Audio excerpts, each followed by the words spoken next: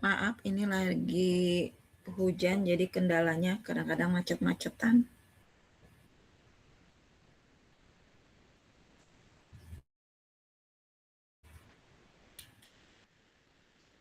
Sudah, Sudah. Ibu.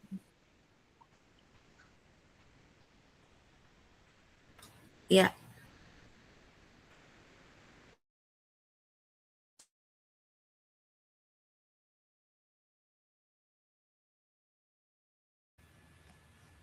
sudah terlihat ya, Ibu-ibu, teman-teman.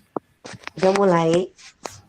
Ya, bismillahirrahmanirrahim. Kita mulai saja, teman-teman semuanya.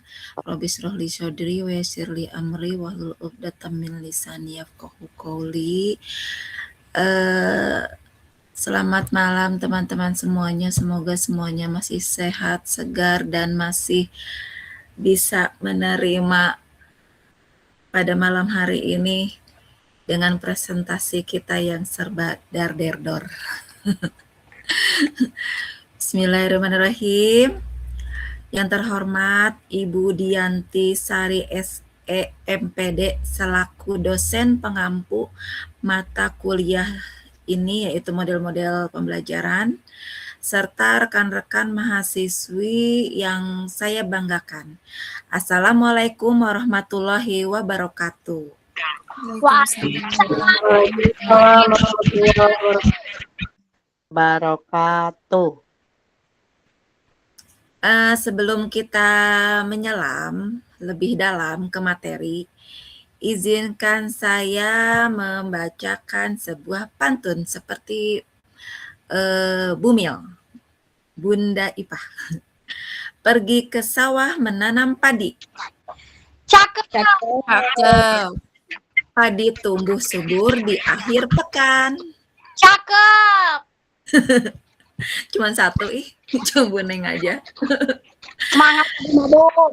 Cakep Bu Lina, cakep banget. Belajar kooperatif, senangkan hati. Mantap. Mantap. Kerja sama tim jadi andalan. Iya, hore. Ya, kami perkenalkan dulu dari kelompok kami, yaitu kelompok 5 yang beranggotakan ada 5 anggota, yaitu ada Ibu Desi Sri Sulastri. Halo Ibu Desi. Hai Bu Desi. Izin off-cam. Kemudian ada Bumil kita, Ibu Ipah Nur. Selamat malam. Kemudian ada Ibu Lili Soliha. Selamat malam Bu Lili. Kemudian ada Ibu Supraptiwi. Selamat malam Bu Supraptiwi. Selamat malam. Assalamualaikum teman-teman. Ya. Waalaikumsalam. Dan saya sendiri Lina Endaningrum yang akan membawakan pertama kali dan pembukaan di presentasi pada malam hari ini, yaitu model pembelajaran cooperative learning pada pendidikan anak usia dini. Baik teman-teman, hari ini akan memaparkan makalah kami yang berjudul model pembelajaran kooperatif pada pendidikan anak usia dini. Pada slide pertama ini, kita ambil merupakan intinya saja dari kajian kami. Pada malam hari ini kami mencoba mengupas secara menyeluruh bagaimana cara mengajar anak usia dini bukan lagi secara individual, tetapi melalui interaksi kelompok seperti yang kita lihat di gambar kami seperti itu. Lalu di sini kami membahas mulai dari konsep dasarnya, apa saja karakteristiknya, kemudian hingga bagaimana praktiknya di lapangan agar memberikan manfaat nyata bagi tumbuh kembang anak. Selanjutnya pada slide kedua. Sebelumnya kami akan mencoba dulu mengetahui dulu ya, apa sih itu model pembelajaran kooperatif itu. Yaitu merupakan suatu pendekatan pembelajaran yang menekankan pada aktivitas belajar secara bersama dalam kelompok kecil, di mana setiap anggota kelompok memiliki tanggung jawab untuk mencapai tujuan pembelajaran. Dalam model ini, proses belajar tidak hanya berfokus pada hasil akhir, tetapi juga pada bagaimana anak berinteraksi, bekerja sama, dan saling membantu selama kegiatan berlangsung. Seperti yang kita ambil menurut teori Slevin 2005, bahwa cooperative learning adalah model pembelajaran yang mengorganisasikan peserta didik ke dalam kelompok-kelompok kecil yang bersifat heterogen, sehingga mereka dapat bekerja sama dan saling membantu dalam memahami materi pembelajaran. Pendapat ini menunjukkan bahwa keberhasilan belajar tidak hanya ditentukan oleh kemampuan individu, tetapi juga oleh interaksi dan kerjasama antar anggota kelompok. Nah, di latar belakang di sini, yaitu bagaimana sih topiknya itu sangat krusial untuk dibahas. Ada 3 poin utama yang menjadi fondasi diskusi kita hari ini. Ada model pembelajaran kooperatif. Kenapa urgensi pada PAUD di Golden Age? Karena pada usia 0 sampai 6 tahun, kita tahu ya yang sering disebut dengan Golden Age ini, otak anak kan sedang berkembang, sangat pesat. Jadi ibarat spons itu mereka menyerap segala informasi dengan cepat. Sehingga kita perlu memberikan stimulasi kepada anak tersebut atau rangsangan yang tepat agar potensi mereka maksimal. Kemudian ada konsep model pembelajaran kooperatif, di mana menurut ahli yang bernama Slevin tadi itu, bahwa poin pentingnya adalah kerjasama dan interaksi sosial. Jadi anak diajarkan untuk saling membantu, bukan saling berkompetisi dengan negatif. Kemudian ada karakteristik dari anak usia dini. Apa sih itu? Yaitu di mana model kooperatif ini hadir untuk menjembatani karakter alami anak tersebut. Jadi anak tidak merasa sedang belajar berat, tapi mereka sedang bermain sambil bersosialisasi. Sekarang kita lihat dari landasan teoritisnya. Di sini saya ambil dari modelnya yang didukung oleh 2 tokoh besar pendidikan. Ada teori dari Piaget, yaitu meyakinkan bahwa anak itu aktif membangun pengetahuannya sendiri atau konstruktivisme. Kemudian yang kedua ada dari Vygotsky. Dari Vygotsky ini yang menariknya yaitu menekankan bahwa perkembangan anak itu terdorong melalui interaksi sosial atau yang dikenal dengan istilah ZPD itu yaitu Zone of Proximal Development. Artinya anak bisa mencapai hal lebih jika dibantu oleh teman sebaya atau guru melalui interaksi yang sehat. Nah, begitulah sedikit gambaran awal mengenai latar belakang makalah kami. Selanjutnya, untuk penjelasan lebih mendalamnya, materi akan dilanjutkan oleh rekan-rekan saya. Untuk selanjutnya, kami perkenalkan kepada Ibu Lili Soliha, silakan untuk menjabarkan dan mendeskripsikan di slide selanjutnya. Terima kasih, teman-teman. Terima kasih Bu Lina. Teman-teman, ya, untuk pembahasan selanjutnya mengenai pengertian model pembelajaran kooperatif. Model pembelajaran merupakan konsep yang sangat fundamental dalam dunia pendidikan, khususnya dalam konteks pendidikan anak usia dini. Pemahaman yang komprehensif mengenai pengertian model pembelajaran akan membantu pendidik dalam memilih dan menerapkan pendekatan yang paling sesuai dengan kebutuhan dan karakteristik peserta didiknya. Mari kita bahas dulu secara etimologis. Kata model berasal dari bahasa Latin yaitu modulus yang berarti ukuran, cara atau contoh. Dalam konteks pendidikan, model diartikan sebagai suatu rancangan atau kerangka yang digunakan sebagai acuan dalam melaksanakan kegiatan pembelajaran. Model pembelajaran kooperatif ini merupakan suatu pendekatan pembelajaran yang menekankan pada aktivitas belajar secara bersama dalam kelompok kecil, di mana setiap anggota kelompok memiliki tanggung jawab untuk mencapai tujuan pembelajaran. Dalam proses ini, anak berfokus pada tidak hanya berfokus pada hasil akhir, tapi juga bagaimana anak berinteraksi, bekerja sama, dan saling membantu selama kegiatan berlangsung. Kalau kita ambil menurut ahli, misalkan menurut Slapin, tahun 2005, cooperative learning adalah model pembelajaran yang mengorganisasikan peserta didik ke dalam kelompok kecil yang bersifat heterogen, sehingga mereka dapat bekerja sama dan saling membantu dalam memahami materi pembelajaran. Pendapat ini menunjukkan bahwa keberhasilan belajar itu tidak hanya ditentukan oleh kemampuan individu, tetapi juga oleh interaksi dan kerjasama antar anggota kelompok. Penerapan pembelajaran kooperatif memiliki karakteristik yang berbeda dibandingkan dengan jenjang pendidikan di PAUD. Berbeda dengan jenjang pendidikan yang lebih tinggi.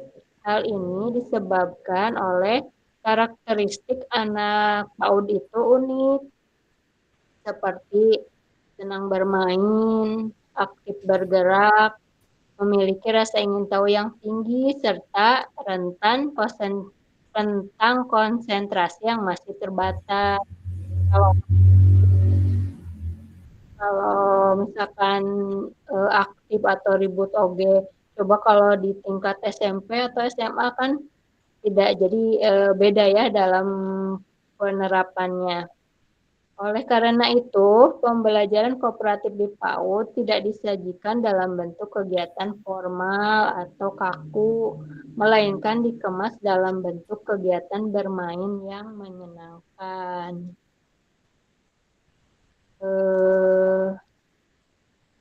Selanjutnya mungkin bisa dibahas karakteristik model pembelajaran kooperatif.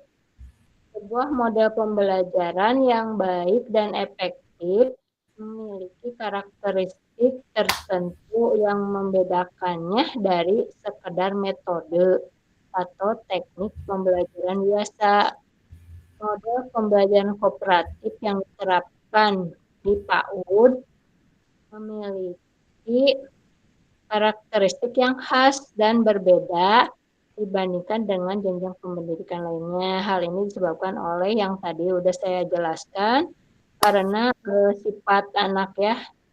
Terus karakteristik utama dari pembelajaran kooperatif di PAUD adalah satu, pengelompokan anak dalam kelompok kecil. Umumnya kelompok terdiri dari 2 hingga 4 anak agar interaksi dapat.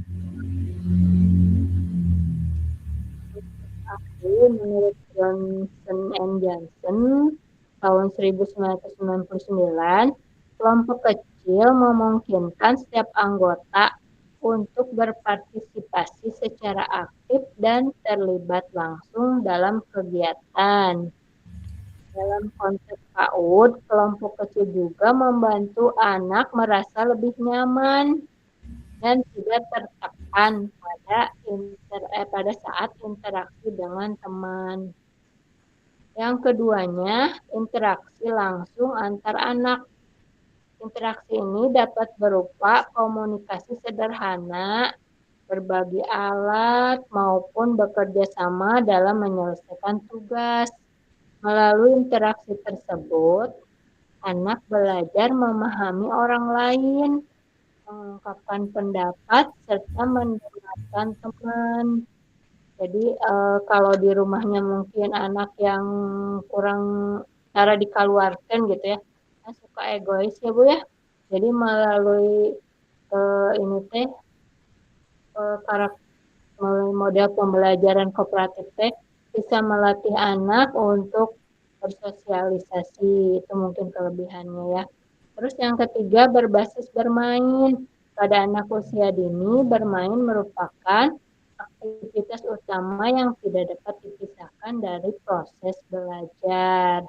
Oleh karena itu, kegiatan kooperatif harus dirancang dalam bentuk permainan yang menyenangkan. Misalkan menyusun balok, membuat kolase kelompok, atau bermain peran. Dengan pendekatan ini, anak tidak merasa sedang belajar, tapi tetap memperoleh pengalaman belajar yang bermakna. Peran sederhana dalam kelompok. Yang keempat ya, peran sederhana dalam kelompok. Peran ini tidak harus kompleks, tetapi cukup disesuaikan dengan kemampuan anak. Misalnya anak yang mampu mengambil alat, mangga yang menyusun atau apa merapihkan. Jadi tidak kaku ya ini harus ini, mangga itu mah sesuai kemampuan anak aja. Yang kelima, peran guru sebagai fasilitator. Dalam pembelajaran kooperatif, guru tidak lagi menjadi pusat informasi, melainkan berperan sebagai pendamping yang memberikan arahan dan dukungan. Guru membantu anak ketika mengalami kesulitan saja, memberikan pertanyaan pemantik, serta menciptakan suasana belajar yang kondusif. Peran ini sejalan dengan konsep scaffolding dari Vygotsky, di mana guru memberikan bantuan secara bertahap sesuai kebutuhan saja. Yang kemudian, pembelajaran kooperatif di PAUD itu bersifat fleksibel dan tidak memaksa. Yang selanjutnya, menekankan proses daripada hasil. Dalam pembelajaran kooperatif PAUD yang lebih penting bukanlah hasil akhir, tapi bagaimana anak menjalani proses tersebut. Yang berikutnya, adanya saling ketergantungan positif antar anak. Misalkan anak belajar bahwa keberhasilan kelompok tidak hanya tergantung pada satu orang, tetapi pada kerjasama semua anggota. Hal ini membantu menumbuhkan rasa kebersamaan dan tanggung jawab dalam diri anak. Meskipun konsep ini masih sederhana, namun secara bertahap anak mulai memahami pentingnya bekerja sama. Yang berikutnya yaitu pembelajaran kooperatif di PAUD juga mendorong perkembangan keterampilan sosial secara alami. Anak belajar berbagai keterampilan sosial seperti berbagi, menunggu giliran, meminta bantuan, dan menyelesaikan konflik sederhana. Yang berikutnya yaitu lingkungan belajar yang mendukung interaksi, lingkungan yang tertata dengan baik, menyediakan alat dan bahan yang cukup, serta memungkinkan anak bergerak bebas, akan sangat membantu keberhasilan pembelajaran kooperatif. Lingkungan yang kondusif akan mendorong anak untuk lebih aktif mungkin slide selanjutnya akan dilanjutkan oleh Ibu. Terima kasih. Terima kasih Bu Lili yang sudah memberikan pemaparannya dari slide 2 dan dari slide 3 dan 4. Selanjutnya kami persilakan kepada Ibu Supraptiwi ya di slide 5 dan 6. Ya, terima kasih Bu Lina. Silakan. Mohon izin Bu Yulika untuk slide selanjutnya.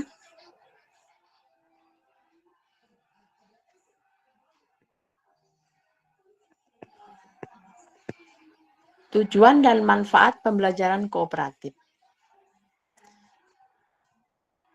Di sini secara umum untuk tujuan utama dari penerapan model pembelajaran kooperatif di PAUD adalah untuk mengembangkan kemampuan anak dalam bekerja sama, berinteraksi, serta berkomunikasi dengan orang lain. Anak tidak hanya belajar untuk memahami suatu konsep, tetapi juga belajar bagaimana menjadi bagian dari sebuah kelompok. Hal ini sejalan dengan pendapat Slavin yang menyatakan bahwa pembelajaran kooperatif bertujuan untuk meningkatkan hasil belajar sekaligus mengembangkan hubungan sosial antar peserta didik. Salah satu tujuan penting dari pembelajaran kooperatif yaitu 1. Mengembangkan keterampilan sosial anak.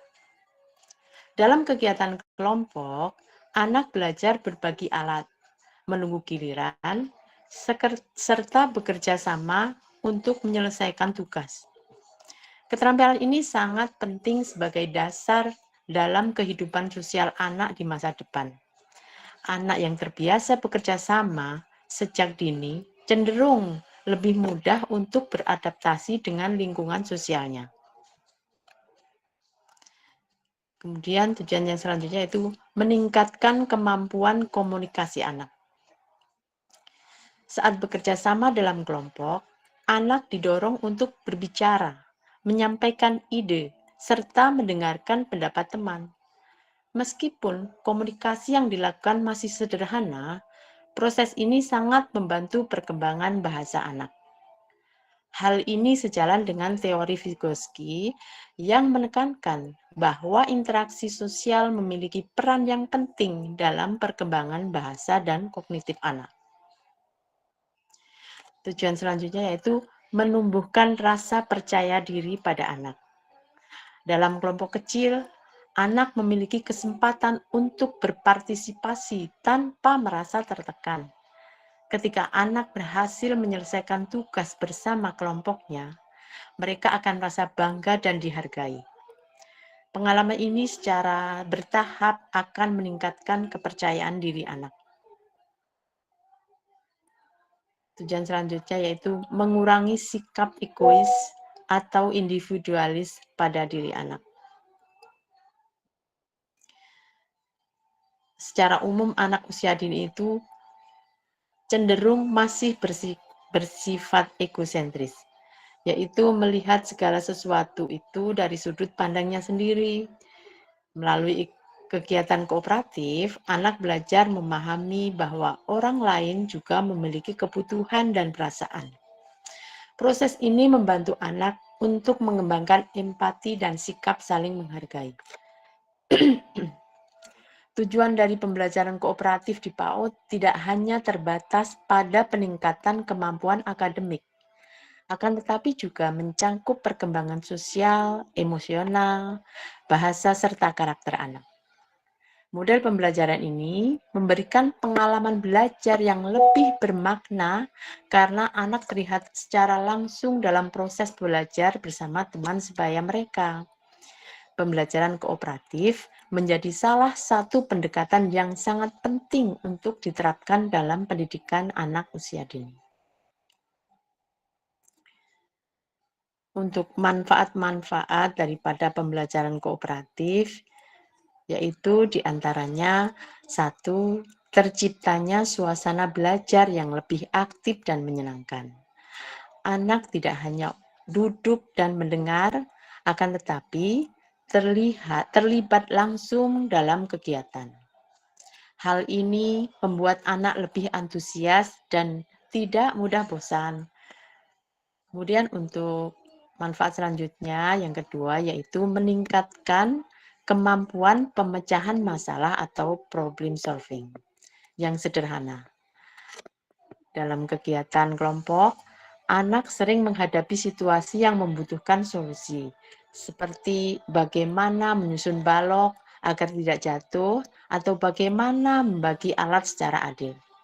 Meskipun sederhana, pengalaman ini membantu anak untuk mengembangkan kemampuan berpikir serta mengambil keputusan.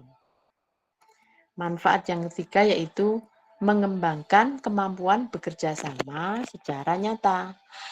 Di sini anak tidak hanya diberi tahu tentang pentingnya kerjasama, akan tetapi langsung mempraktekannya. Melalui pengalaman ini, anak belajar bahwa keberhasilan dapat dicapai dengan bekerja sama, bukan hanya secara individu. Manfaat yang keempat yaitu meningkatkan motivasi belajar anak. Di sini anak cenderung lebih semangat ketika belajar bersama teman dibandingkan belajar sendiri. Interaksi dengan teman membuat suasana belajar menjadi lebih hidup dan tidak membosankan. Hal ini juga dapat membantu anak yang kurang percaya diri menjadi lebih berani dan berpartisipasi. Yang selanjutnya yaitu memperluas pemahaman anak. Jadi anak bisa belajar dari pengalaman teman, sebagaimana memperoleh sudut pandang yang berbeda. Hal ini sejalan dengan teori konstruktisme Piaget yang menyatakan bahwa pengetahuan dibangun melalui pengalaman dan interaksi dengan lingkungan. Manfaat yang keenam yaitu membentuk karakter anak. Nilai-nilai seperti nilai kerjasama, tanggung jawab, saling menghargai, dan tolong-menolong dapat ditanamkan melalui kegiatan ini. Nilai-nilai tersebut sangat penting dalam pembentukan kepribadian anak di masa depan. Jadi manfaat pembelajaran kooperatif itu tidak akan optimal tanpa bantuan guru yang tepat. Guru perlu merancang kegiatan yang sesuai, membagi kelompok dengan seimbang, serta memberikan pendampingan yang tepat selama kegiatan berlangsung. Dengan perencanaan yang baik, pembelajaran kooperatif dapat menjadi sarana yang efektif dalam mengembangkan berbagai aspek pengembangan anak. Next, Bunda Yulika. Selanjutnya, tentang prinsip-prinsip pembelajaran kooperatif.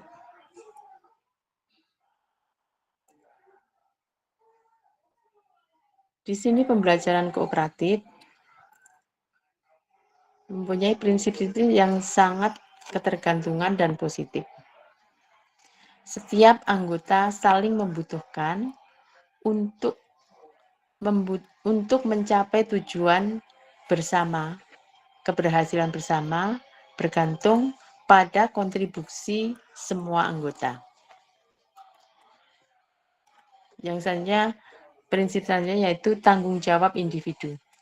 Jadi setiap anak memiliki peran dan tanggung jawab masing-masing untuk mencegah ketergantungan pada temannya. Prinsip selanjutnya, interaksi tatap muka. Di sini komunikasi langsung dan saling membantu serta dapat bertukar ide secara langsung mendukung perkembangan sosial dan bahasa. Prinsip yang keempat yaitu keterampilan bersosial.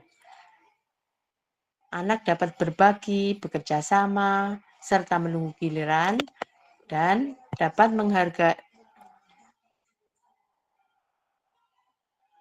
menghargai orang lain, dikembangkan melalui pengalaman yang nyata. Prinsip selanjutnya yaitu evaluasi kelompok. Refleksi sederhana setelah kegiatan membantu anak untuk memahami pengalaman belajar yang telah dilalui.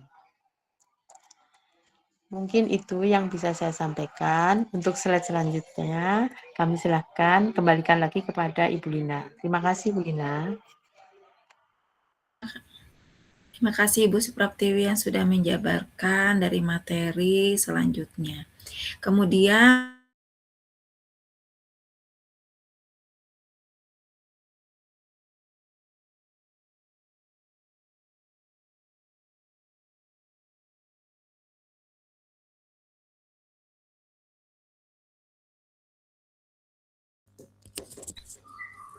Izin Bu Lina nge-freeze ya?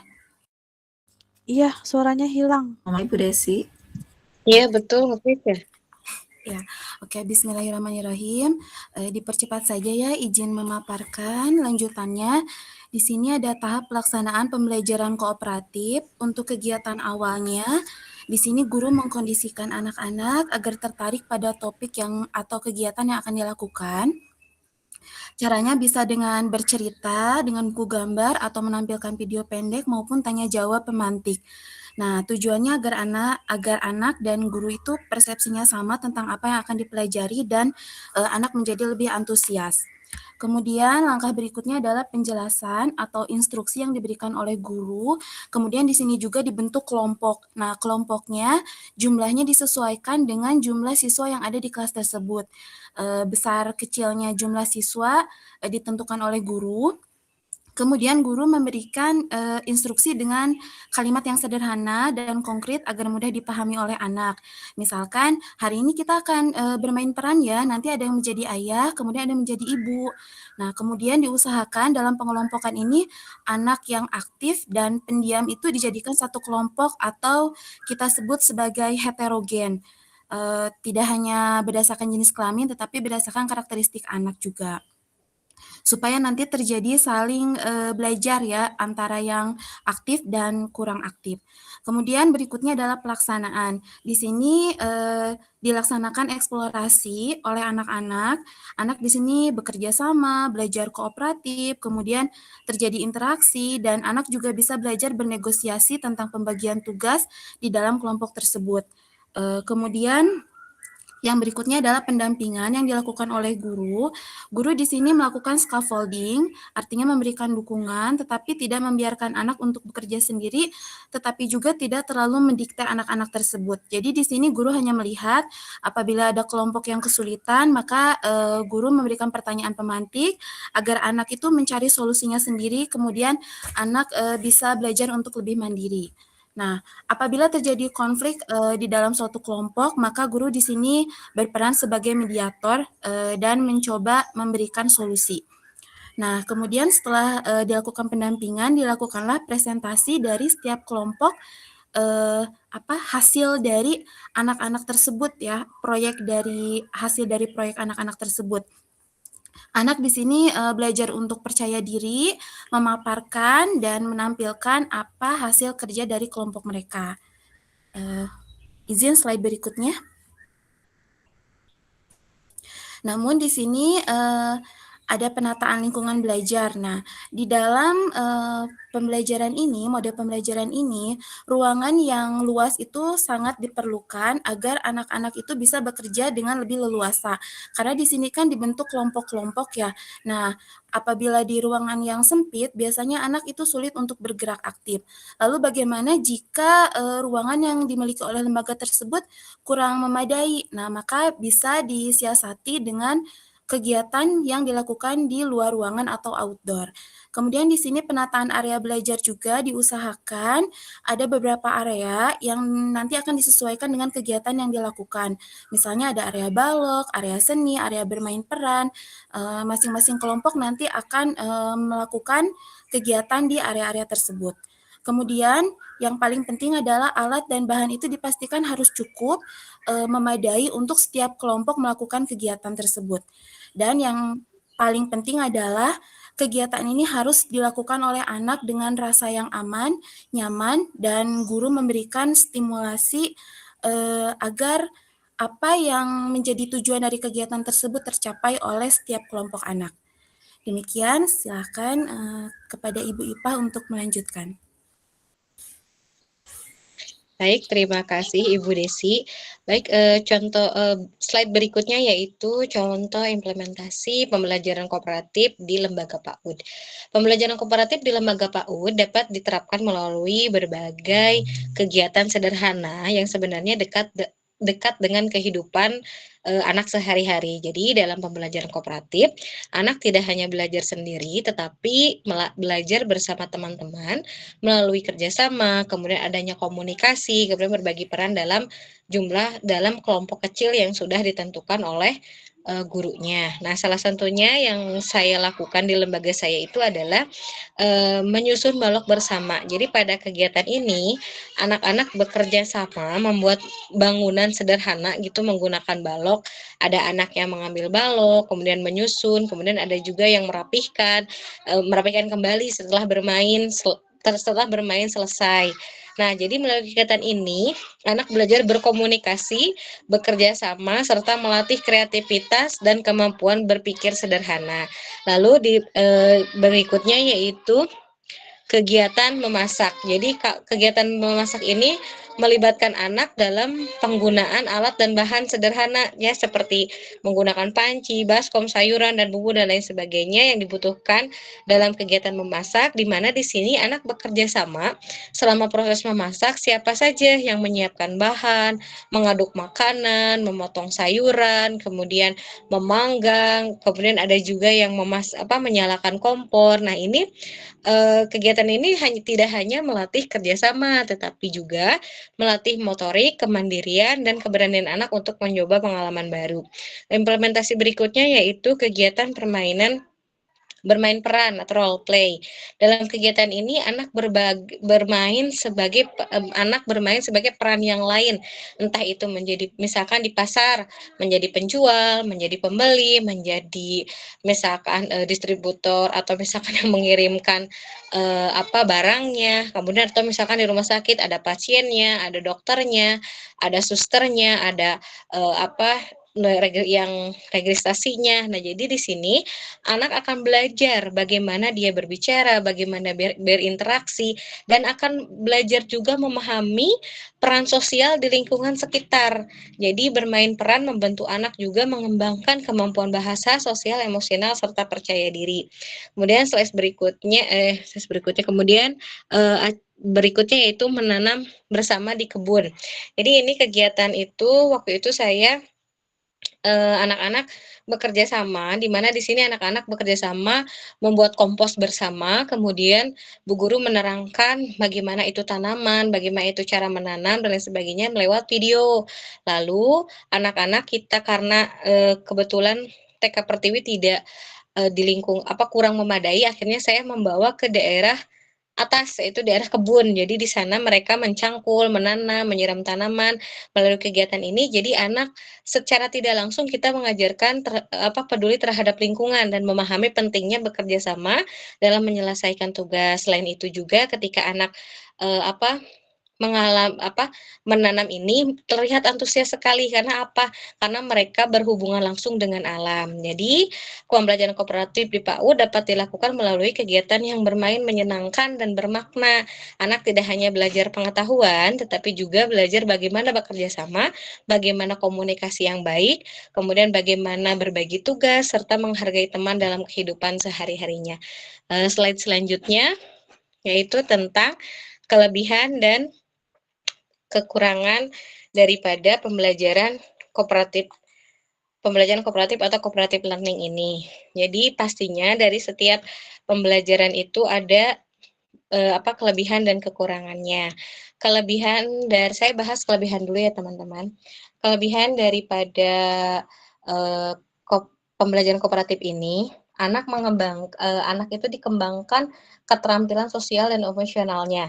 Di sini anak bisa berinteraksi dengan kelompoknya, jadi kelompok kecil dulu. Dari tadi betul sepakat seperti yang disampaikan oleh Bu Desi, jadi kita harus mengatur anak tidak hanya cicingan unggul gitu, jadi kita combine antara anak yang aktif dengan yang pasif, kemudian anak yang banyak bicara dengan yang tidak bicara, supaya apa? Supaya mereka bisa saling meningkatkan kemampuan komunikasi, kemudian mereka juga bisa pembelajarannya lebih aktif dan menyenangkan. Jadi terpancing untuk bertanya, terpancing untuk eksplorasi begitu. Kemudian menanamkan nilai kerjasama dan empati, di mana di sini saling menghargai pendapat, karena ada kan anak tuh yang tidak mau bekerja sama gitu ya. Tapi melalui pembelajaran ini diharapkannya itu menumpukan kerjasama dan empati, kemudian membentuk karakter sejak dini yang positif tadi. Bagaimana anak bersikap dalam misalkan meminta izin ketika meminjam, kemudian meminta izin ketika meminjam barang di temannya, kemudian meminta tolong, mengucapkan terima kasih, dan lain sebagainya. Kemudian ada pula kelemahannya. Kelemahannya di kooperatif ini membutuhkan pengelolaan kelas yang baik, di mana di sini peran guru sangat optimal untuk dapat menunjang pembelajaran yang sesuai dengan tujuan pembelajarannya. Terus tidak semua anak juga mudah bekerja sama. Kadang ada anak yang memang pendiam dan tidak bisa diajak untuk berbicara sama sekali. Kemudian ada memerlukan waktu dan persiapan lebih banyak. Pasti karena di sini kita harus benar-benar menyiapkan yang maksimal. Jadi kita harus menyiapkan waktu, bahan, kemudian tempatnya mau di mana, kemudian kesiapan gurunya dalam mendampingi, kemudian perlu pendampingan khusus bagi anak yang sulit berbagi. Di sini kan ada kadang anak yang egosentris gitu Bu ya, maksudnya anak itu dia tuh merasa saya bisa semua, kenapa saya harus kerja sama dengan orang lain. Nah, bagaimana caranya guru di sini dapat mengimbangi anak tersebut. Makanya saran di sini guru ada saran dari kelompok kami yaitu terapkan secara kreatif dan fleksibel. Jadi di sini harus dituntut kreatif dan fleksibel. Fleksibel itu ketika kita misalkan planning kita itu harus A nih, tapi tiba-tiba ada anak yang tantrum, ada anak yang tidak mau bekerja sama, atau bagaimana kita fleksibel supaya bisa jadi planning B, supaya anak semuanya bisa ikut gitu ya. Kemudian bagi lembaga tentunya harus menyediakan sarana dan prasarana yang memadai. Dan untuk peneliti selanjutnya harus dikembangkan juga metodenya yang lebih inovatif. Jadi kesimpulannya, menurut kelompok kami, pembelajaran kooperatif relevan di PAUD karena sesuai karakteristik anak yang aktif, senang bermain, kemudian belajar melalui interaksi sosial. Model ini mengembangkan, tidak hanya mengembangkan satu aspek, tapi secara tidak langsung dengan model pembelajaran kooperatif ini, kita dapat mengembangkan aspek kognitifnya, aspek sosial, emosional, bahasa, kemudian bahasanya secara menyeluruh, menjadikan anak siap menghadapi kehidupan di masa depan gitu ya. Kemudian jadi pembelajaran kooperatif dapat dilakukan melalui kegiatan bermain yang menyenangkan dan bermakna. Anak tidak hanya belajar pengetahuan, tetapi juga belajar kerjasama dengan baik. Nah, jadi pembelajaran kooperatif tidak hanya membantu perkembangan, jadi menyeluruh sehingga anak lebih siap menghadapi kehidupan di masa depan. Mungkin itu ibu-ibu yang bisa saya sampaikan. Saya kembalikan lagi kepada Ibu Lina selaku moderator. Terima kasih. Izin dulu sebentar sebelum dilanjutkan ke moderator, karena ini satu kelompok sudah menghabiskan waktu 41 menit, saya memutuskan untuk fokus di satu kelompok pembelajaran kooperatif saja hingga hingga sesi pertanyaan dan penambahan dilakukan sampai selesai ya Bu ya. Mengingat waktunya juga mepet, kalau dipaksakan untuk naik 2 kelompok juga nanti tidak seimbang hasilnya. Jadi kita fokuskan di kelompok yang pembelajaran kooperatif saja, setuju ya? Boleh. Ibu. Siap. Mangga, silakan saya serahkan kembali ke moderator Ibu Lina, mangga. Terima kasih Teh Pak. Untuk waktu yang kami sediakan pada presentasi kali ini kira-kira berapa menit lagi Teh? Untuk teman-teman silakan. 2 SKS mau Teh sampai berarti 8:30. Kalau 2 SKS itu berarti berapa lama ya? 2 jam. 4 enggak 2 jam. Udah 2 jam. Oke. 1 jam 40 menit ya. Berarti kurang lebih kita pakai untuk pertanyaan teman-teman kurang lebih ada 20 menit lagi ya? Iya, boleh mangga. Atau 15 menit lagi ya. Baik, terima kasih kepada untuk bisa menengah-nengahkan pada kali ini. Terima kasih juga kepada teman-teman yang sudah memberikan perhatian dan pengertiannya kepada kelompok kami. Dengan itu kami akan ambil kesimpulan dan ambil hal yang penting pada model pembelajaran komparatif learning ini yang sudah kami utarakan dari teman-teman kami, bahwa model pembelajaran kooperatif learning ini merupakan pendekatan yang sangat relevan diterapkan pada pendidikan anak usia dini, karena sesuai dengan karakteristiknya anak yang belajar melalui interaksi sosial, kemudian bisa bermain dan langsung atau pengalaman langsung yang dia terapkan pada kegiatan di KBM seperti itu. Kemudian melalui pembelajaran dalam kelompok kecil yang heterogen. Jadi anak itu tidak hanya mengembangkan kemampuan akademiknya saja, tetapi juga aspek sosial emosional seperti kerjasama, kemudian ada empatinya, toleransi, serta rasa percaya diri, sehingga prinsip-prinsip utama di pembelajaran ini saling ketergantungan yang positif, seperti bisa tanggung jawab pada individunya masing-masing, dan interaksi tatap muka menjadi dasar penting dalam keberhasilan model pembelajaran ini.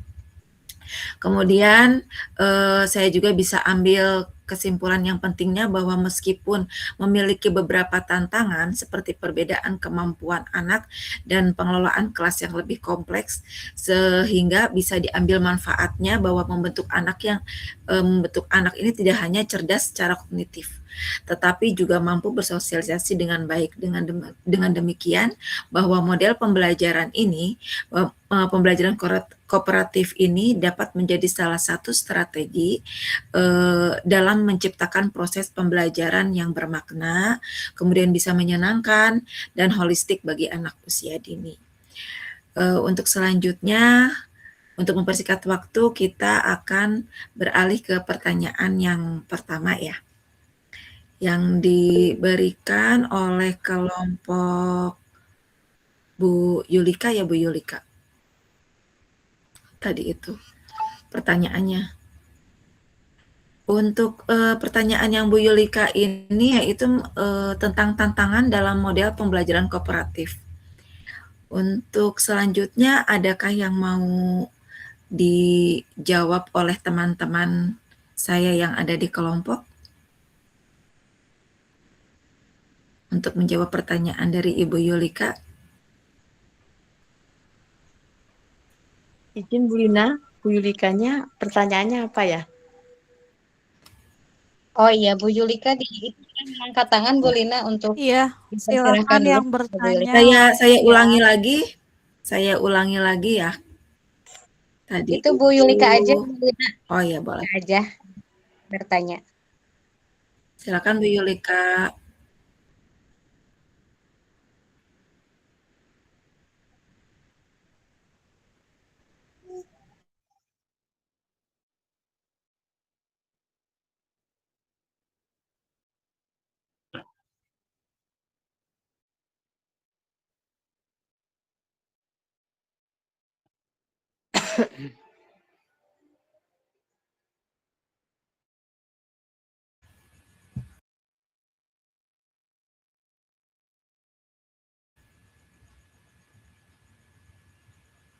Bu Lina mau ditampung dulu atau bagaimana? Kira-kira untuk teman-teman ada yang bisa untuk menanggapinya, silakan buat teman-teman. Kalaupun tidak, mungkin kita akan berikan 1 menit dulu untuk menjawab.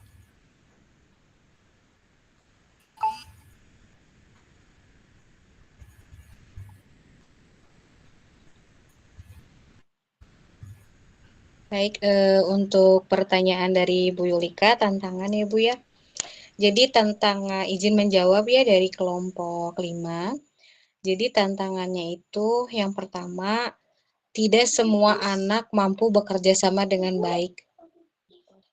Tidak semua anak mampu bekerja sama dengan baik karena ada anak yang masih cenderung egois itu, jadi ingin menang sendiri atau sulit berbagi alat bermain dengan teman. Misalnya saat bermain balok misalkan teh, beberapa anak ingin misalkan teh ini dibagi nih satu kelompoknya 4 orang, tapi ada anak teh yang nggak mau berbagi, jadi udah weh ini mah punya saya semuanya. Nah ini biasanya sering jadi memicu konflik anak gitu ya. Kemudian ada juga tantangan berikutnya yaitu perbedaan kemampuan dan karakter anak, karena kita kan menggabungkan kelompok dari heterogen gitu ya. Jadi dalam kelompok itu pasti ada yang aktif, ada yang pasif, ada yang mudah berkomunikasi, ada yang cicingan gitu ya. Jadi di sini anak kadang yang aktif cenderung dominan gitu. Terus kemudian yang apa namanya, yang diam jadi terabaikan. Jadi itu sebenarnya tantangannya. Kemudian ada juga bagi gurunya juga pengelolaan kelas menjadi menantang, di mana guru jadi kelas menjadi ramai, di mana kondisi ini kan biasanya kalau ramai itu kurang kondusif, apalagi ada anak yang bertanya, Bu Guru ini gimana, Bu Guru ini bagaimana, Bu Guru ini ya. Jadi di sini guru harus lebih harus lebih aware gitu, harus lebih oh iya ini begini, harus cekatan gitu, harus melihat bener-bener teh anak-anak teh tong malaweng Ibu Guru teh ya. Kemudian pastinya memerlukan persiapan yang lebih matang dan rentang konsentrasi anak yang rentang buyar konsentrasi, karena kadang anak itu kan masih belum konsentrasi utuh ya, kadang geningan pertamanya antusias 5 menit pertama, kesananya udahlah ada ini mah gampang cuman begini aja, udah aku udah selesai gitu, jadi cepat bosan. Kadang udah weh lihat kelompoknya misalkan belum selesai, pindah ke lihat kelompok yang lain, jadi gitu. Kemudian ada juga di sini tantangannya itu dalam menanamkan disiplin dan aturan bermain. Kadang anak kan masih sederhana ya aturannya. Nah, sehingga di sini juga guru itu perlu mengulang-ulang, begini begitu. Jadi meskipun tantangannya banyak, tapi manfaatnya juga lumayan banyak lah gitu ya, seperti tadi disampaikan. Mungkin itu Bu untuk tantangan dari pembelajaran kooperatif. Mangga bilih ada yang mau menambahkan? Iya, terima kasih Bu Ipa yang sudah memberikan tanggapannya dari dari soal yang diutarakan oleh Bu Yulika. Mungkin di sini akan saya ambil tarik kesimpulan singkatnya. Jadi tantangan utama pembelajaran kooperatif di PAUD ini mungkin ada sedikit perbedaan kemampuan anaknya ya. Jadi kan karena kemampuan anak itu kan berbeda-beda. Jadi kita mungkin harus bisa sebagai guru itu memberi peluang kepada anak-anak tersebut yang kira-kira kurang. Nah, kemudian juga ada kemampuan sosial yang masih berkembang. Dari sini juga kemampuan anaknya juga dari keterbatasan mereka, guru itu harus bisa dalam kooperatif ini guru bukan hanya untuk mengajar, tetapi bisa membimbing, bisa juga mengamatinya, juga memfasilitasi interaksi yang ada. Jadi tantangannya itu guru memang harus jeli, bisa melihat dinamika kelompoknya itu. Jadi harus cepat membantu jika ada konflik. Kemudian juga di sini kemampuan manajemen kelasnya juga yang memang kita harus yang lebih kompleks dan lebih bervariatif untuk mendapatkan pembelajaran kepada anak-anak agar anak-anak tersebut juga bisa terus berkembang sesuai dengan apa yang kita tujukan. Seperti itu ya kemungkinan. Bagaimana Ibu Yulika?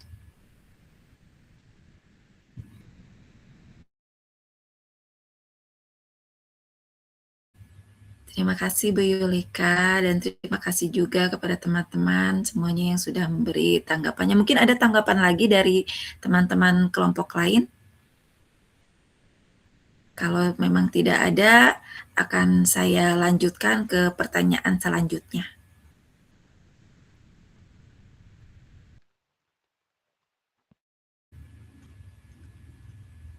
Untuk pertanyaan selanjutnya tadi dari kelompok Bu Yunita ya. Silakan yang selanjutnya. Mau saya bacakan? Jadi Ibu kelompok Bu Sunaya ya, mohon maaf. Langsung saja.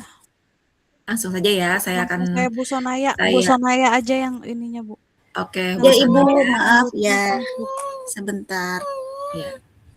Iya, ini mau nanya, bagaimana cara kita sebagai pendidik memastikan bahwa pembelajaran kooperatif tidak serta-merta menjadi bumerang yang mematikan rasa percaya diri anak yang memiliki kepribadian introvert atau lebih pendiam atau lambat dalam belajar. Jadi ketika mereka tuh berada di dalam kelompok yang dominan gitu. Itu aja Ibu, terima kasih.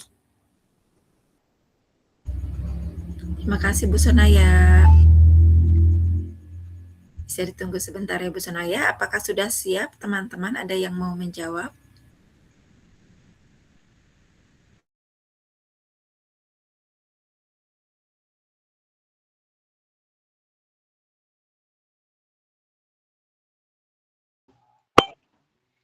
Izin menambahkan Ibu ya.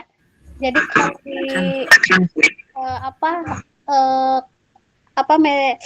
model pembelajaran kooperatif itu berarti harus banyak bahan juga atau bagaimana gitu. Soalnya kan setiap kelompok itu mengerjakan suatu proyek, berarti setiap medianya itu berarti harus banyak ya Bu. Bu Neng, ini teh menambahkan atau bertanya? Bertanya, Bu Neng. Maaf, aduh, jadi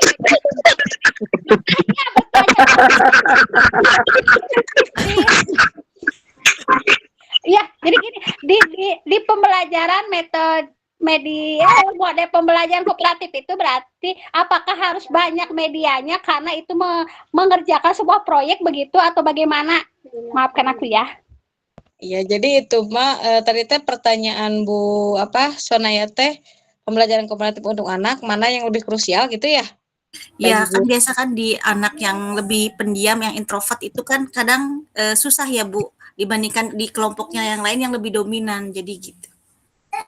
Ya, jadi sebenarnya kalau untuk pembelajaran kooperatif itu kita menilainya itu luas Bu ya, dari mulai proses awal, kemudian proses selama pembelajaran dan hasil akhir, walaupun memang hasil akhir itu tidak menjadi patokan daripada nilai itu sendiri gitu ya, tapi setidaknya ketika hasil akhirnya anak memenuhi sesuai dengan misal aturan pembelajaran, berarti kita berikan apresiasi, tapi tetap kita juga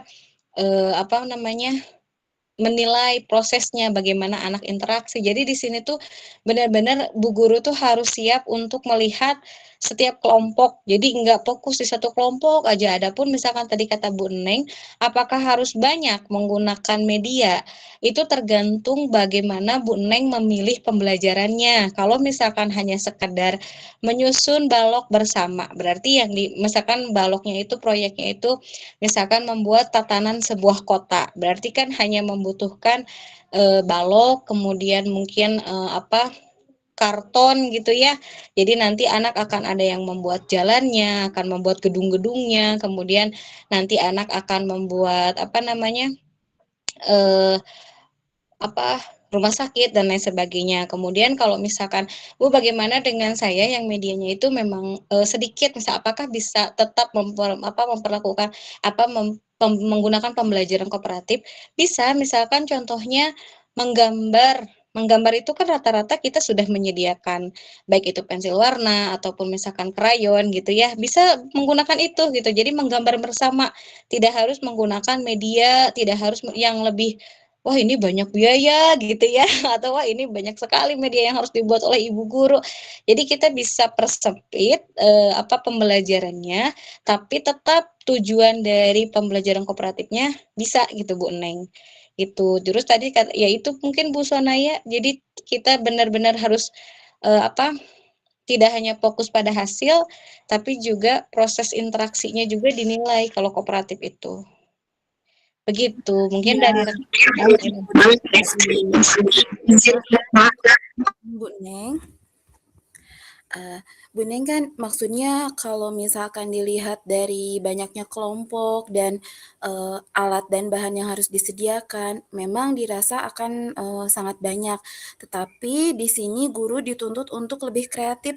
Bagaimana cara memanfaatkan, misalnya kalau di saya ya, anak-anak itu kadang saya minta mereka membawa bahan-bahan alam yang ada di sekitar rumahnya, atau misalkan dari biji-bijian, kemudian dari daun-daunan kering, atau misalkan dari kadang stik es krim yang sudah tidak terpakai atau bekas kemasan susu juga bisa digunakan gitu.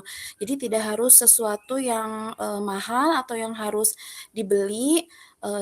Jadi bisa kita manfaatkan bahan-bahan yang ada di sekitar. Yang penting anak-anak itu di sini berkolaborasi, mereka bekerja dalam satu kelompok, nanti supaya dapat dilihat perkembangan dari kerjasamanya itu.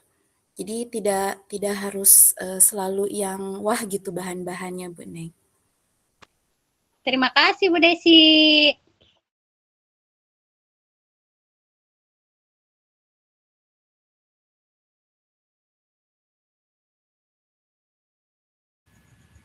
Ya, bagaimana tadi jawaban dari kelompok kami, Ibu Sonaya dan Bu Neng? Apakah bisa diterima? Alhamdulillah. Iya. Jadi itu bisa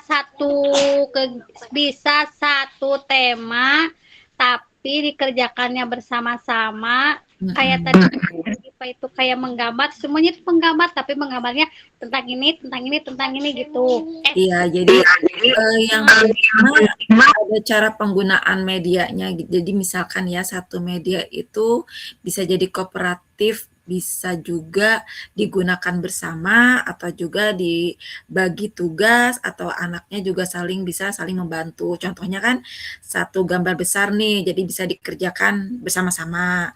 Atau satu puzzle juga bisa kita lakukan di tiap anak pegang bagiannya masing-masing agar bisa bekerja sama, ya itu memang salah satu kelompok kecilnya itu dari kooperatif seperti itu. Begitu. Ya. Terima kasih. Terima kasih juga semuanya. Terima kasih Ibu. Siap, terima kasih juga Bu Sonaya. Selanjutnya pertanyaan dari Ibu Eris ya. Kelompok saya, Bu. Iya. Silakan Ibu Eris untuk memberikan pertanyaannya.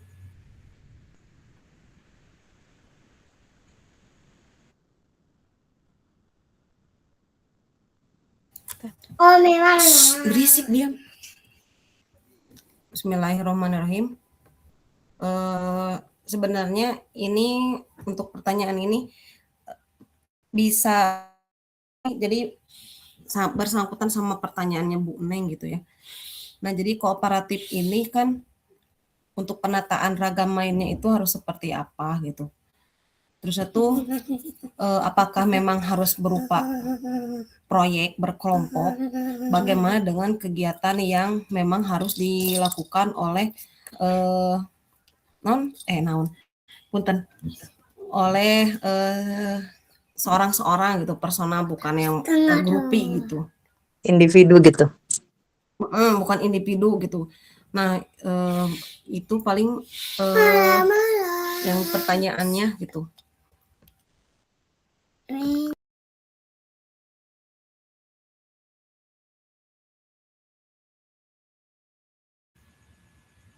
Pada teman-teman yang lain, kira-kira mungkin ada yang bisa membantu menjawab dari kelompok kami, Bu Lili atau Bu Supraptiwi, Bu Desi? Ada yang bisa menanggapi? Ini ya Bu, jadi dari ragam main pembelajaran kooperatif yang ditanyakan Bu Eris. Itu apakah kooperatif itu harus selalu berkelompok gitu sebenarnya Bu Eris ya? Intinya mah gitu ya. Gitu maksudnya tuh, soalnya tadi saya menyimak itu dari slide-nya, terus dari paparannya itu yang kebayang itu proyek itu atau kumaha gitu. Apakah kooperatif itu lebih ke personalnya anak gitu, non person to person, apakah kegiatannya gitu? Saya mah lebih ke itu. Iya, saya juga sama. Jadi kayak lebih fokus ke kayak kerjasama, komunikasi, toleransi, empati gitu kalau yang saya tangkap. Gitu. Iya, jadi gini, Apa kegiatannya, apa ke jadi sebenarnya kayak tadi menurut saya tadi tanya abi teh hilap deui kan. Jadi memang ada pendapat yang mengatakan bahwa kelompok kecil gitu ya.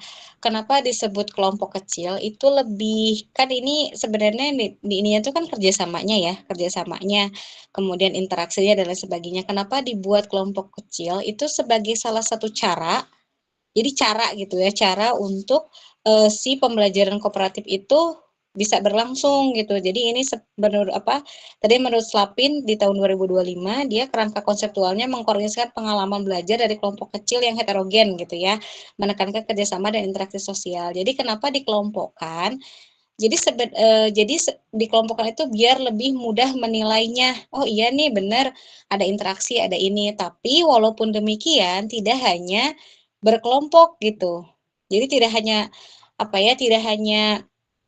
pembelajarannya itu tidak hanya berarti kooperatif itu kelompok aja, tidak. Jadi semua kegiatan tidak selalu berarti semua kegiatan harus dikerjakan bersama gitu dalam suatu kelompok. Jadi seperti mewarnai, misalkan menggambar atau misalkan melakukan mozaik tetap bisa digunakan dalam pembelajaran kooperatif jika di dalamnya itu tadi ada interaksi antar anak. Kenapa dibuat kelompok? Itu agar lebih memudahkan interaksi. Jadi kan kalau misalkan sebenarnya kalaupun kita secara tidak langsung ya, kalaupun kita tidak dikelompokkan kecil, sebenarnya anak sudah masuk kelompok gitu ya. Jadi ketika misalkan kelas A, kelas B, kelas C itu kan sudah masuk kelompok. Kelompok kelas A, kelompok kelas B, kemudian kelompok kelas C. Nah, dengan adanya pembelajaran kooperatif ini dibuat lebih kelompok kecil lagi itu supaya si anak itu interaksinya interaksinya teh berlangsung sama gitu. Jadi anu cicingeun bakal kacanakeun jadi aktif gitu. Terus misalkan yang pemalu bakal diajak untuk mencoba, kemudian yang misalkan yang pendiam tidak mau bicara diajak. Jadi kumahanya caranya aja gitu kelompok mah, tapi tetap walaupun tidak kelompok juga masih bisa memperlakukan pembelajaran kooperatif saur abi masih gitu. Jadi misalkan kayak mewarnai nih masing-masing ini gambar ini gambar ini, tetapi misalkan teh secara tidak dikelompokkan tapi kan anak teh sok ngelompok sendiri geningan. Sok aya circle-circlean kan kadang anak teh. Nah, jadi kalau kelompok kecil sambil saling berbagi alat warna misalkan teh kemudian berdiskusi, ini warna awan, kamu mau apa? Aku mau awannya mau hitam soalnya mendung. Misalkan aku mau awannya putih, ininya mataharinya kuning karena cuacanya cerah misalnya itu teh termasuk menurut saya ya salah satu termasuk pembelajaran kooperatif, hanya saja kelompoknya kelompok besar gitu tidak diperkecil begitu mungkin itu ya. Mungkin nanti kurang lebih salahnya nanti akan diluruskan oleh ibu dosen kita. Oke. Tapi Bu, tapi saya tuh biasanya tuh gini, kalaupun kayak gitu berarti agak-agak mirip sama kelompok gitu. Maksudnya itu berarti ini mah lebih ke perkembangan sosialnya kali ya. Jadi Boleh izin sedikit menanggapi nggak ini untuk yang kooperatif? ya. Nah, boleh coba. Menarik ya ini kooperatif. Dalam artian kalau menurut pandangan istilahnya saya gitu, kooperatif itu kayak anak tuh humble gitu, dalam artian bisa dinilai secara individu, bisa dinilai secara kelompoknya juga. Dalam artian dapat terjalin chemistry nih si anaknya sama yang lainnya juga. Nah, dapat dilihat dari seperti itu. Jadi kooperatif itu bagaimana mungkin perkembangan dari anak dalam mencapai tujuan kegiatan itu dapat dilihat, bisa tadi kata Bu Eris itu apa dinilai secara kelompoknya prosesnya atau bisa dinilai secara individu, mungkin dua-duanya juga bisa gitu Bu kalau dalam artian kooperatif ya, karena kooperatif itu dalam artian kerjasama yang terjalin chemistry mungkin ya. Terus ya sayang sebentar nak, chemistry juga mungkin terkait dengan anaknya ini ya memang bisa menjalankan gitu kan apa yang menjadi instruksi atau tugas bersamaan gitu. Itu saja mungkin sedikit tanggapannya. Hatur nuhun.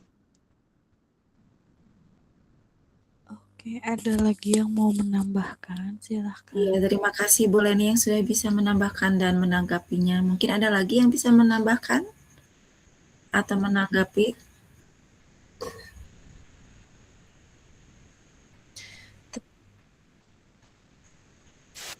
Iya, silakan Bu Yuli.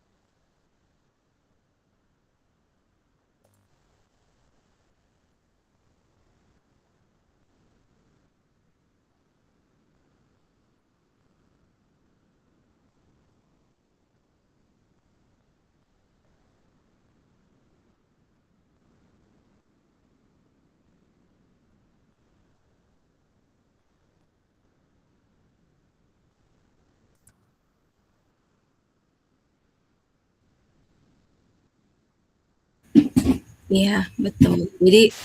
Jadi pembelajaran kooperatifnya, jadi mungkin bisa dilihatnya bukan dari hasil akhirnya aja ya, jadi tetapi bisa dilihatnya juga dari interaksinya antar teman, kemudian kerjasamanya juga, kemudian anaknya juga bisa komunikasi, itu mungkin salah satunya juga dari kooperatif. Jadi tidak hanya untuk dilihat dari anak satu atau bisa berkelompok kecil, bisa kelompok besar, itu bisa disebut dengan kooperatif. Ada lagi Bu Juli? Iya, sikap sosial anaknya, interaksi sosial, iya.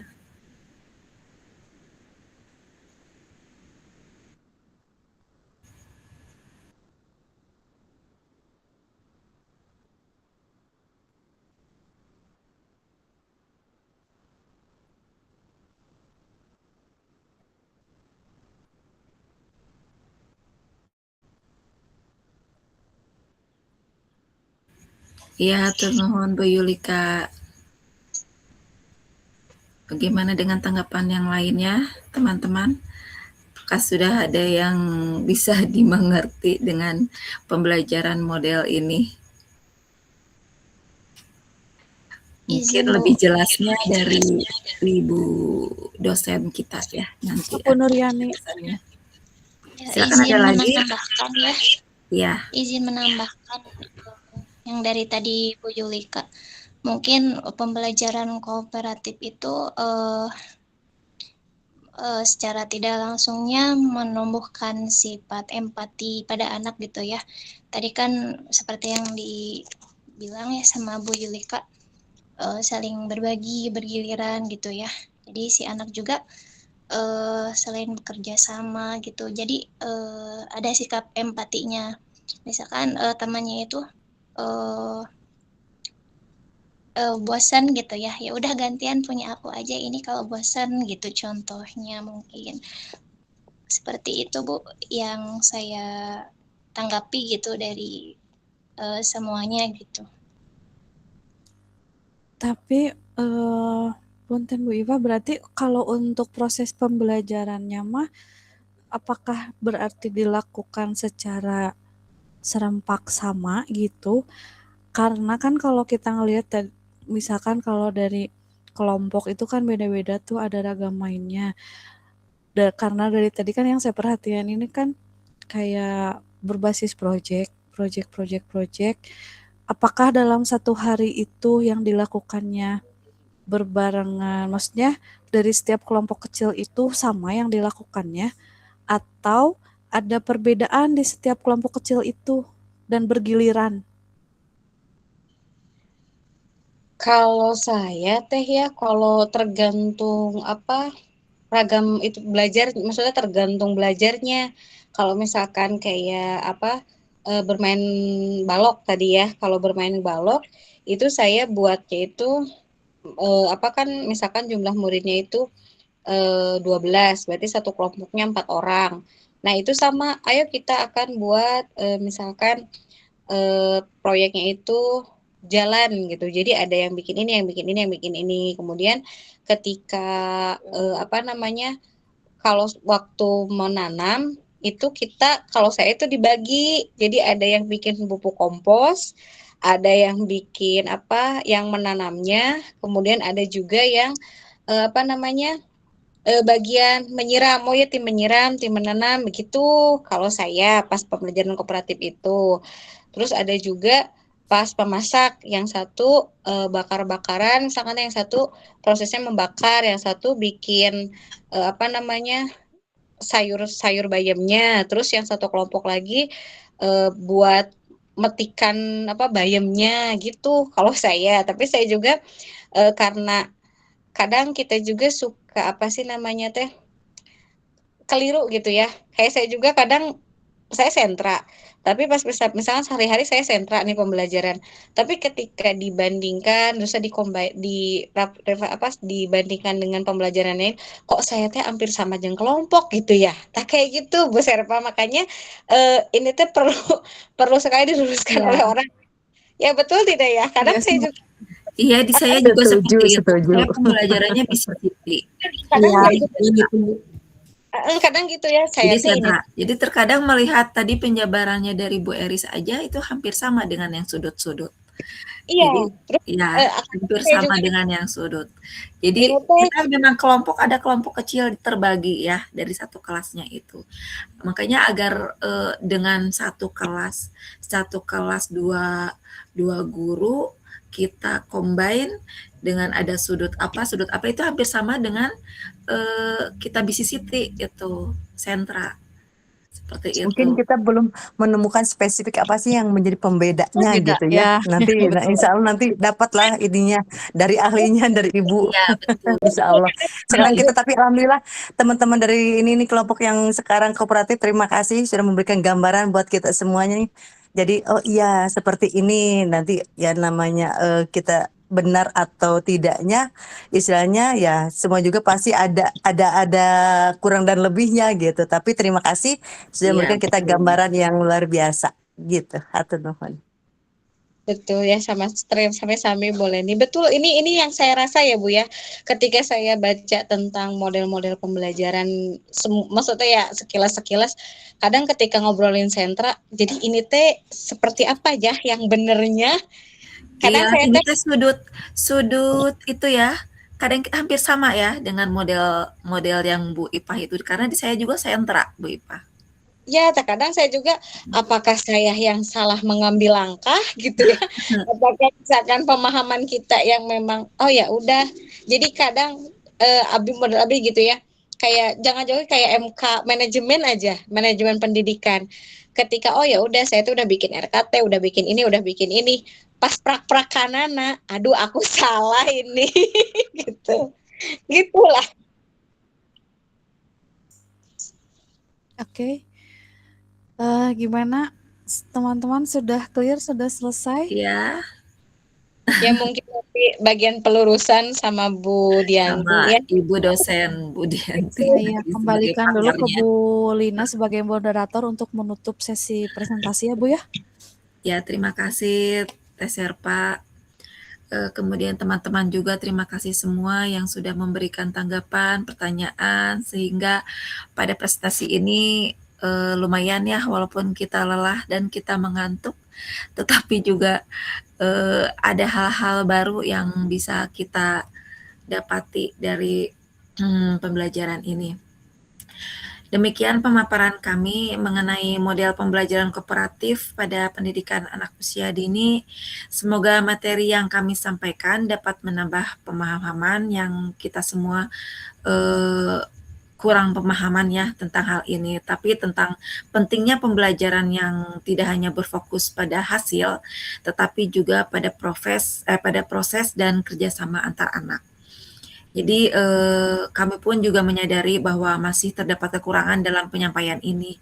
Oleh karena itu kami sangat mengharapkan kritik juga saran, juga pendapat-pendapat dari teman-teman yang membangun, juga dari ibu dosen kami dan teman-teman sekalian. Akhir kata, kami ucapkan mohon maaf yang sebesar-besarnya jika kami ada kesalahan dan kekurangan pada kelompok kami, dan ucapan terima kasih atas perhatian yang telah diberikan oleh teman-teman semuanya.